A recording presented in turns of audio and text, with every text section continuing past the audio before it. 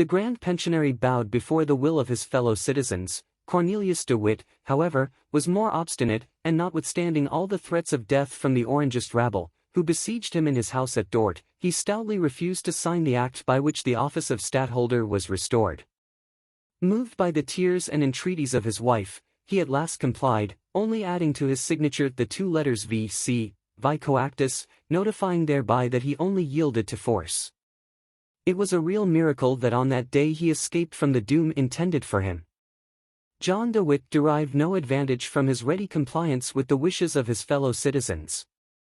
Only a few days after, an attempt was made to stab him, in which he was severely although not mortally wounded. This by no means suited the views of the Orange faction. The life of the two brothers being a constant obstacle to their plans, they changed their tactics, and tried to obtain by calumny what they had not been able to effect by the aid of the poniard.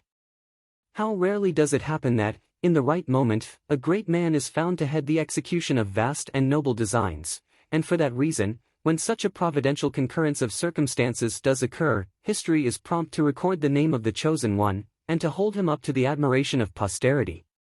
But when Satan interposes in human affairs to cast a shadow upon some happy existence, or to overthrow a kingdom, it seldom happens that he does not find at his side some miserable tool, in whose ear he has but to whisper a word to set him at once about his task. The wretched tool who was at hand to be the agent of this dastardly plot was one Tickelaire whom we have already mentioned, a surgeon by profession.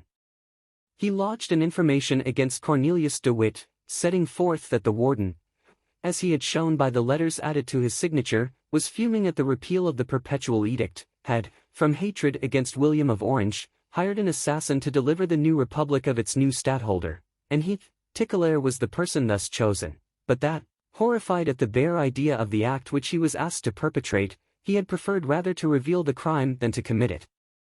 This disclosure was, indeed, well calculated to call forth a furious outbreak among the Orange faction. The Attorney General caused, on the 16th of August 1672, Cornelius de Witt to be arrested, and the noble brother of John de Witt had, like the vilest criminal, to undergo, in one of the apartments of the town prison, the preparatory degrees of torture, by means of which his judges expected to force from him the confession of his alleged plot against William of Orange. But Cornelius was not only possessed of a great mind, but also of a great heart. He belonged to that race of martyrs who, indissolubly wedded to their political convictions as their ancestors were to their faith, are able to smile on pain, while being stretched on the rack. He recited with a firm voice, and scanning the lines according to measure, the first strophe of the Justum ac Tenacem of Horace, and, making no confession, tired not only the strength, but even the fanaticism, of his executioners. The judges, notwithstanding, acquitted Tickelaire from every charge, at the same time sentencing Cornelius to be deposed from all his offices and dignities, to pay all the costs of the trial, and to be banished from the soil of the Republic forever. This judgment against not only an innocent, but also a great man, was indeed some gratification to the passions of the people, to whose interests Cornelius de Witt had always devoted himself, but, as we shall soon see, it was not enough. The Athenians, who indeed have left behind them a pretty tolerable reputation for ingratitude, have in this respect to yield precedence to the Dutch. They, at least in the case of Aristides, contented themselves with banishing him. John de Witt, at the first intimation of the charge brought against his brother, had resigned his office of Grand Pensionary.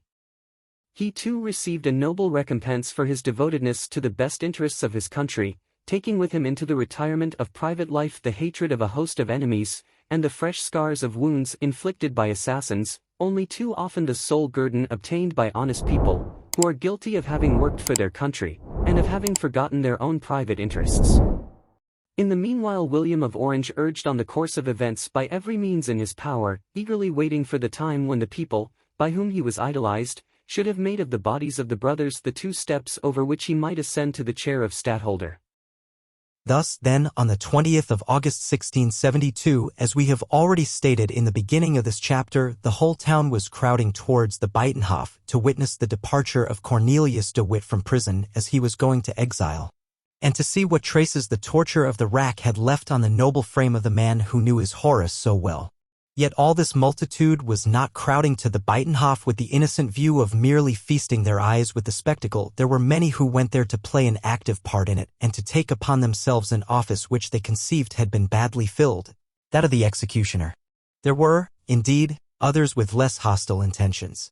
All that they cared for was the spectacle, always so attractive to the mob whose instinctive pride is flattered by it, the sight of greatness hurled down into the dust. Has not, they would say, this Cornelius de Witt been locked up and broken by the rack? Shall we not see him pale, streaming with blood, covered with shame? And was not this a sweet triumph for the burghers of The Hague, whose envy even beat that of the common rabble, a triumph in which every honest citizen and townsman might be expected to share? Moreover, hinted the orange agitators interspersed through the crowd, whom they hoped to manage like a sharp-edged and at the same time crushing instrument. Moreover, will there not, from the Buitenhof to the gate of the town, a nice little opportunity present itself to throw some handfuls of dirt or a few stones at this Cornelius de Witt, who not only conferred the dignity of stadtholder on the Prince of Orange merely six coactus, but who also intended to have him assassinated? Besides which, the fierce enemies of France chimed in, if the work were done well and bravely at The Hague, Cornelius would certainly not be allowed to go into exile, where he will renew his intrigues with France and live with his big scoundrel of a brother, John, on the gold of the Marquis de Louvois. Being in such a temper, people generally will run rather than walk, which was the reason why the inhabitants of The Hague were hurrying so fast towards the Buitenhof. Honest Tickelaer, with a heart full of spite and malice and with no particular plan settled in his mind, was one of the foremost, being paraded about by the Orange party like a hero of probity, national honor, and Christian charity. This daring miscreant detailed with all the embellishments and flourishes suggested by his base mind and his ruffianly imagination the attempts which he pretended Cornelius de Witt had made to corrupt him, the sums of money which were promised, and all the diabolical stratagems planned beforehand to smooth for him, Tickelaer, all the difficulties in the path of murder. And every phase of his speech, eagerly listened to by the populace, called forth enthusiastic cheers for the Prince of Orange and groans and imprecations of blind fury against the brothers de Witt. The mob even began to vent its rage by inveighing against the iniquitous judges who had allowed such a detestable criminal as the villain Cornelius to get off so cheaply. Some of the agitators whispered, he will be off, he will escape from us. Others replied, a vessel is waiting for him at Scheveningen, a French craft. Tickelaer has seen her. Honest Tickelaer! Hurrah for Tickelaer, the mob cried in chorus. And let us not forget, a voice exclaimed from the crowd, that at the same time with Cornelius his brother John, who is as rascally a traitor as himself, will likewise make his escape. And the two rogues will in France make merry with our money, with the money for our vessels, our arsenals, and our dockyards, which they have sold to Louis XIV. Well, then don't let us allow them to depart, advised one of the patriots who had gained the start of the others. Forward to the prison, echoed the crowd. Amid these cries, the citizens ran along faster and faster, cocking their muskets, brandishing their hatchets, and looking death and defiance in all directions. No violence, however, had as yet been committed, and the file of horsemen who were guarding the approaches of the Buitenhof remained cool, unmoved, silent, much more threatening in their impassibility than all this crowd of burghers, with their cries, their agitation, and their threats. The men on their horses, indeed, stood like so many statues under the eye of their chief, Count Tilly, the captain of the mounted troops of The Hague, who had his sword drawn, but held it with its point downwards in a line with the straps of his stirrup. This troop, the only defense of the prison, overawed by its firm attitude not only the disorderly riotous mass of the populace, but also the detachment of the burgher guard, which, being placed opposite the Buitenhof to support the soldiers in keeping order, gave to the rioters the example of seditious cries, shouting,